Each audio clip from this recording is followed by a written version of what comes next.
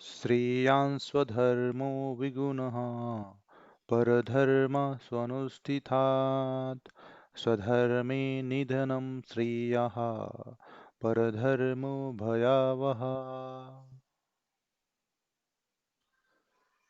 इस श्लोक में कहा है, परधर्म का आचरण करने से श्रेयस्कर होगा कि स्वधर्म का आचरण किया जाए, भले ही वो त्रुटिपूर्ण क्यों न हो। दूसरे के धर्म का आचरण भयावह है और उससे ज्यादा श्रेयस्कर तो स्वधर्म में मरना ठीक है। इस श्लोक में स्वधर्म में जीवन जीने के लिए प्रेरित किया है। तो हमारे लिए प्रश्न पड़ता है कि स्वधर्म क्या है। जो स्वभाव से उत्पन्न होता है उसे ही स्वधर्म कहते हैं। स्वधर्म में जीने का मतलब है न किसी के अभाव में जियो, न किसी के प्रभाव में जियो। ये जिंदगी है, आप अपने स्वभाव से जियो। हमें प्रश्न पड़ेगा कि हमें कैसे पता चलेगा कि हम स्वधर्म में जी रहे हैं।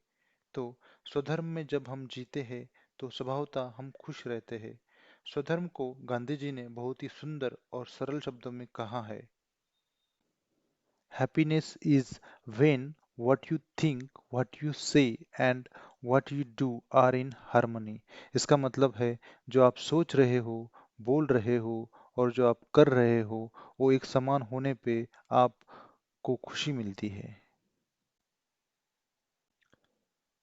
एक चित्रकार का स्वधर्म है कि वो चित्र बनाए, वैसे ही एक संगीतकार का स्वधर्म है कि वो संगीत बजाए।